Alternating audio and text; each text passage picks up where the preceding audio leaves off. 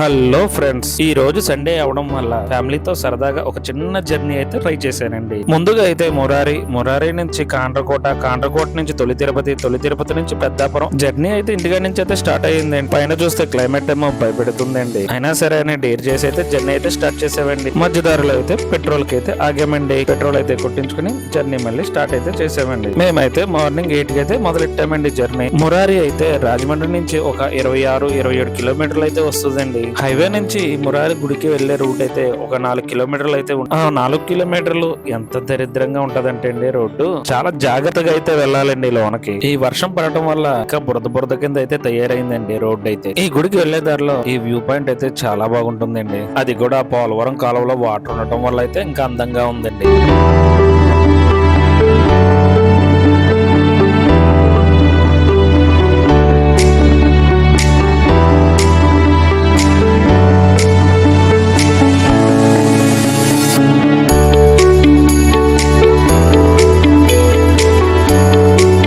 గుడి దగ్గరికి అయితే వచ్చేసామండి. నేనైతే ఒక కొబ్బరికాయ తీసుకుని గుడి దగ్గరికి అయితే వెళ్ళానండి. బయట అయితే కొబ్బరికాయ కొట్టేసి లోపలికైతే వెళ్ళానండి. ఈ రోజు ఆదివారం అవడం వల్ల మురారిలో జనం అయితే ఎక్కువగా ఉంటారండి. మొక్కుబళ్ళు తీర్చుకోవడానికి అయితే చాలా మంది వస్తారండి. ఈ అమ్మవారికి మొక్కుకోవడం వల్ల అనుకున్న పని జరుగుద్దని ఇక్కడ నమ్మకం అండి. దాని వల్ల ఇక్కడ మొక్కులు తీర్చుకోవడానికి అయితే చాలా మంది వస్తూ ఉంటారండి. నాది చిన్న మొక్కు ఉండిపోయిందండి, అది తీర్చుకోవాలండి. ఆ సమయం ఎప్పుడు వస్తుందో కానీ అంతా అమ్మవారి దయండి.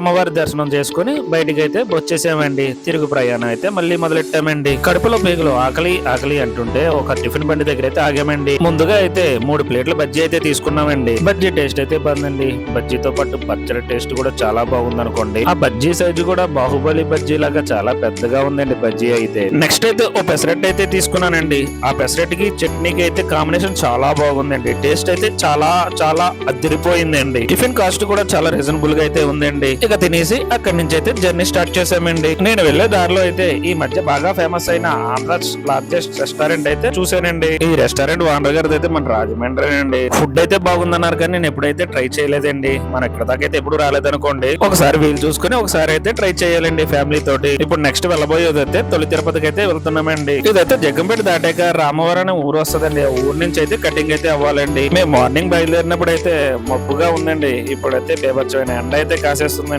ఆ ఎండలోనే అలాగే సరదాగా జర్నీ అయితే చేసామనుకోండి. తొలి తిరుపతికి అయితే రీచ్ అయ్యామండి. బండి పార్కింగ్ అయితే చేసి గుడికి అయితే బయలుదేరామండి. మా పిల్లలకైతే చాలా సరదాగా ఉందండి. భలే నడిచేస్తున్నారు ఇద్దరునైతే.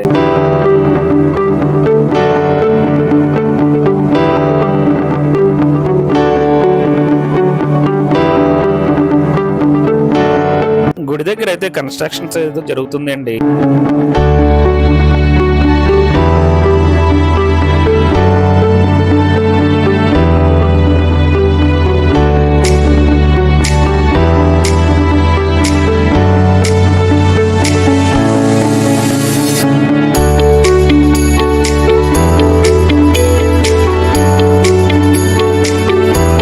మీకు చూపిందాం అంటే దగ్గరికి అయితే తీయనివ్వలేదండి. దూరం నుంచి అయితే దేవుడిని మీకు చూపిస్తున్నాను చూడండి. ఈ గుడికి అయితే చాలా చరిత్ర అయితే ఉందంటండి. ఆ చరిత్ర అంతా నేనైతే చెప్పలేను కానండి, మీకు సింపుల్ గా అయితే చెప్తానండి. మన దేశంలోనే ప్రసిద్ధి చెందిన 108 వైష్ణవ క్షేత్రాల కంటే పురాతనమైనదిగా చెబుతారండి. ఇక్కడ స్వామి చిద్విలాస శ్రీ శృంగార వల్లభ స్వామిగా కొనియాడుతారండి. ఇక్కడ స్వామివారు కూడా స్వయంభుగా వెలిసారంటండి.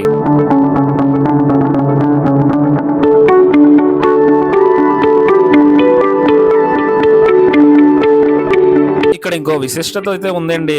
అదే బొటన బావి అండి. ఇక్కడైతే మనం ఏ కోరిక అయితే కోరుకుంటామో ఆ కోరిక నిజంగా నెరవేరుతుందని ఇక్కడ నానుడి అండి. నేను మా ఫ్యామిలీ అయితే ఆ నీటిని అయితే టేస్ట్ చూసామండి. బావి నీరు కదండి, చాలా బాగున్నాయనండి నీరైతే. ఒకప్పుడు బావిలో అయితే నీరు అయితే నిండుగా ఉండేదంటండి. చుట్టుపక్కల బోర్లు వేసేయడం వల్ల నీరైతే తగ్గిపోయిందంటే అండి.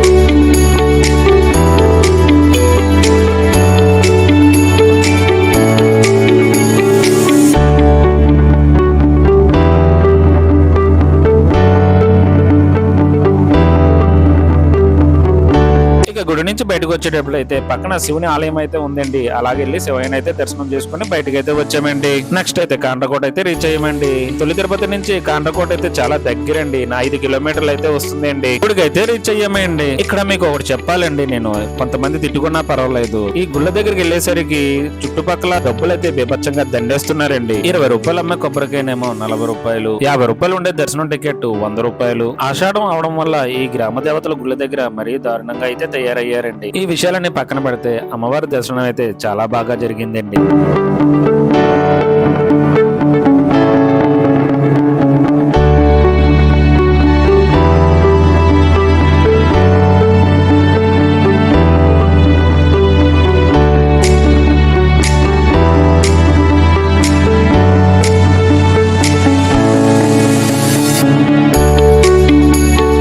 కాండ్రకోట నుంచి పెద్దాపురం అయితే బయలుదేరామండి. కాండ్రకోట నుంచి పెద్దాపురం వచ్చే రోడ్ అయితే చాలా బాగుందండి. ప్రయాణం అయితే చాలా సాఫీగా అయితే జరిగిందండి. ఈ రోజు పెద్దాపురంలో ఏదో ప్రోగ్రామ్ అయితే ఉందండి. దాని వల్ల పెద్దాపురంలో గుడి దగ్గర అయితే చాలా మంది జనం అయితే ఉన్నారండి. మాకు దర్శనానికి అయితే కొంచెం టైం అయితే పట్టింది అనుకోండి. దర్శనం అయితే కంప్లీట్ చేసుకుని బయటకు వస్తే వచ్చేసామనుకోండి. ఇక్కడ గుళ్ళో కూడా 100 రూపాయలు, 50 రూపాయలు, 10 రూపాయలు దర్శనం దారులండి, టోకెన్లండి. ఇప్పుడున్న జనానికి అయితే వేచి చూద్దాం, స్లోగా వెళ్దాం అన్నట్టుగా అయితే ఎవరు లేరండి. 100 రూపాయల దర్శనం టికెట్ తీసుకుని చాలా మంది అయితే దర్శనం అయితే చేసేసుకుంటున్నారండి. ఇంకా దర్శనం నుంచి బయటకు వచ్చాక అక్కడ పెట్టిన స్టాల్స్ అనే కలిగి తిరిగాం అనుకోండి.